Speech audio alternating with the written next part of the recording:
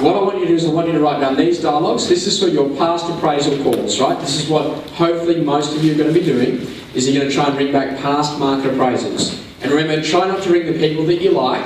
Bring back every market appraisal you've ever done in the entire history of your real estate career. So, now I know that a couple of you are doing some different things, so I'm going to teach you how to do that. First one, how things progressed. It's the most important way to open the call. So, hey, it's Josh Phegan calling from Hodges. We had the ability to come down to your property and give you a bit of an idea of the value a few months ago, and I thought I'd just quickly check in to see how have things progressed. Do you notice I didn't say, we came out to your joint and gave you a market appraisal? Said, hi, it's Josh Phegan calling from Hodges. We had the opportunity to come out to your home a few months ago to give you a bit of an idea of the value, and I just thought I'd quickly check in to see how have things progressed. Next piece of dialogue, you want to note down, what are the next steps for you guys? The great thing about that question is it gets the customer to tell you what they actually think the next steps are. So what are the next steps for you? They go, well, I've got to get a new wife. She know you? No. Well, we've got to get the job relocation. We're waiting for it to go in the police gazette before we can move. Right? So you start the conversation. So what are the next steps? So you've got those two things, how have things progressed, and what are the next steps? Next one after that, how can I help? You know, if you need it, you can use that. So how can I help in the way that you work with the customer? Sorry, so with nothing progressed, we're not looking at doing anything at this stage. Okay. You still say, what are the next steps? Yeah, of course. So what are the next steps for you guys? Nothing. So we're not looking at doing anything. Okay, great. Then get off the call and hang up. Yeah, next. Remember that word that I taught you earlier today? Next. Yeah, good. So you got the right placement. So how have things progressed? What are the next steps? And then, like, literally, this is the killer dialogue. If I had a buyer, could I mention your place, or should I sell them something else? Now, you must use both parts of the dialogue. You can't just use the first bit and say, so like if I had a buyer, right? Should I mention your place?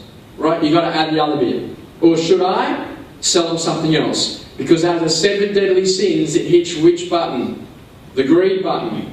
Yeah? Greed, envy, right? You want to hit 2 buttons at the same time, right? So if I had a buyer, could I mention your place, or should I sell them something else? Very important you do both parts of the call, both parts of that conversation. Now if they say, you could mention our place, you do not turn around and say, well look, you know, by law I actually want a Section 32 organised, you need to sign an agency agreement, you need to pay me 3% for the fee, and 10 grand for marketing. Because that'll probably kill the deal. Does that make sense? Okay, so what you want to do is you want to move to this next part of the dialogue. Look, I probably need to see it again. It would be great to see you and good to catch up. Is there any chance I can do something tomorrow, either 2 o'clock or 4 o'clock? Have you noticed there's a couple of things going on here? One, great to see you and good to catch up. Does that sound more like a friend, yes or no? Hello? Yeah. And so therefore, if it's more like a friend, you're more likely to get the appointment. So I'd probably need to see it again. It would be great to see you and good to catch up. I can do something tomorrow at 2 p.m. or 4 o'clock, what's best? Why do I give 2 times? It's called the alternative choice clause. When the customer gets 2 options, they'll usually make a decision on one of them or nominate another. Is that pretty cool? That's what we want you to do. So the dialogue's very, very simple. We go through, we say, how have things progressed? What are the next steps? How can I help you? If I had a buyer, could I mention your place, or should I sell them something else?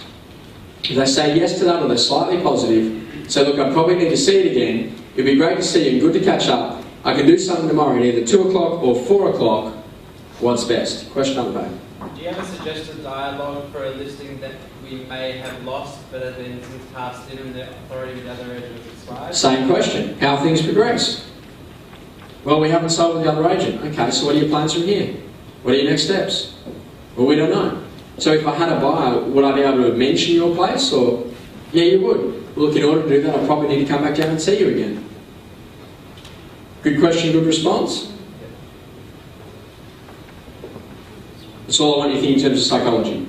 Okay, so there's a few different groups that they're going to be calling here. My preference is to get you to call back through all of your past market appraisals. For some of you that don't have past market appraisals, if you're calling back through buyers, then you're going to know that your buyer dialogue is sitting on page number 10, where you've got those 9 questions for qualification, i.e. what's the reason for the move. And your first piece of dialogue is, have you found anything yet? So that's all I need you to do. So, quick show of hands. Who's going to be calling back past market appraisals? Let's get all the hands up. Okay, good. Who's going to be calling back like buys from open for inspections or old inquiries? Okay, good. There's a few of you in there. Who in the room is going to be calling back some past clients, people that might have bought or sold with them? Okay, so past client dialogue is slightly different. With past client dialogue, you might ring them up and say, hey Andrew, it's Josh Phegan calling. You know what, I was reviewing your file today and I noticed that I haven't been back down to your place since you bought it from us. What's it worth now? And that's the perfect way to get back in the door with some of those past clients. Have we got any questions before we start the exercise? Any questions whatsoever? Okay, so this is how it works. What we're going to do, we're all going to jump on our mobile phones. Take a chair, put it off to the edge of the building, you know, whatever we need to do. Try and stay in this area if we can. I'm going to set my timer on my iPhone from 45 minutes down to 0. During the course of the call session, I'm probably going to come and sit next to you or listening to what's going on. I may also nominate some dialogue for you, like I might say, if I had a buyer. Just to encourage you to use that dialogue when you're there with the customer. Let's get on the phone, measure... Hi, I'm Michael, I'm a Capricorn. Just press record, good timing.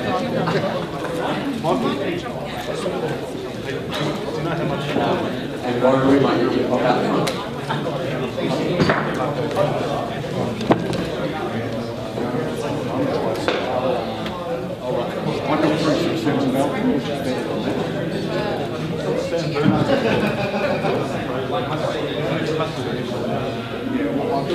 Alrighty guys, let's wrap this up and see how those new dialogues and the appointments went.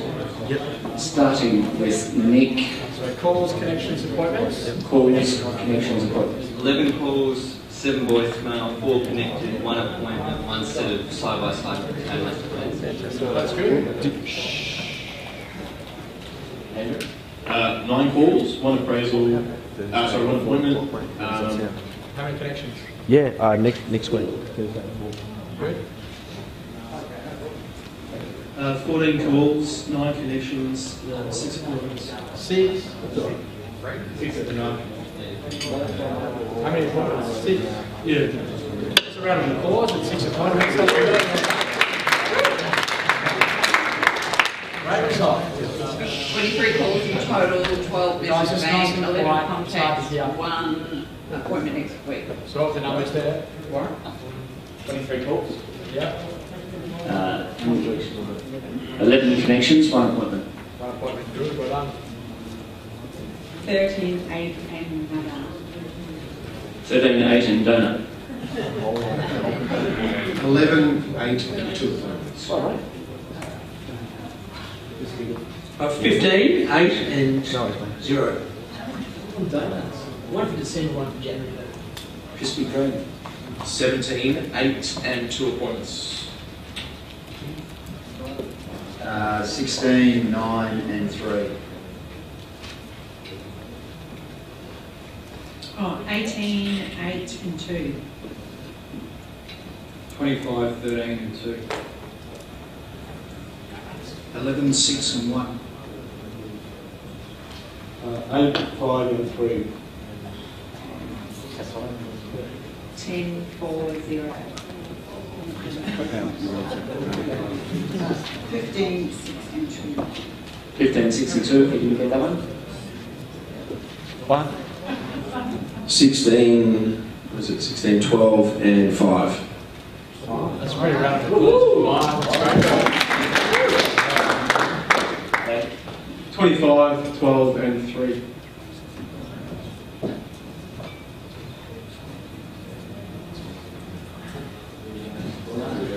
10 calls, 6 connections, no appointments. Yet.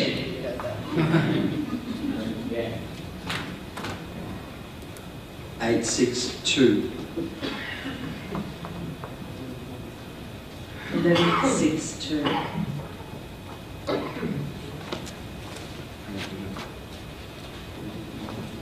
25, 5 and 1. 3, 3 and 1. 8, 5, 2. 8, 2, 1. 19, 7 and 1. 15, 7 and 2.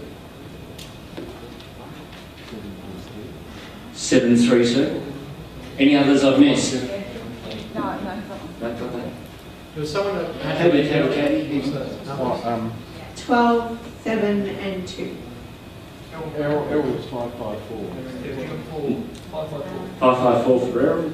Anybody else that I've missed? Oh, Peter. 1691. 11.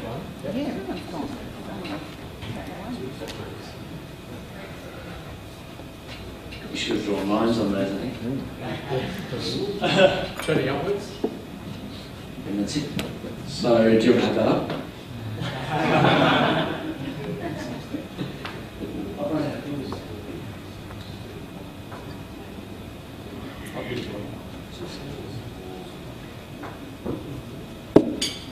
56. What did I say our target was? 60. What did we get? 56. Pretty cool result, yes or no? Yeah.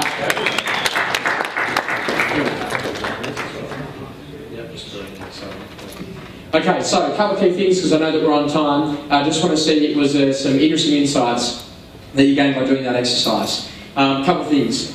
Did you notice it being any different with it being a 45-minute timer counting down to 0? Yeah, and by seeing the time, did that force you to kind of do the work? So hopefully there was less conversation and less people got involved in interrupting you during the course of your process. In addition to that, did you also find that like if you didn't stick to the script, you didn't get through the calls as quick? How important is it to have a list of people in front of you to call? So you can actually just keep on just like dialing one after the next, after the next, after the next, after the next.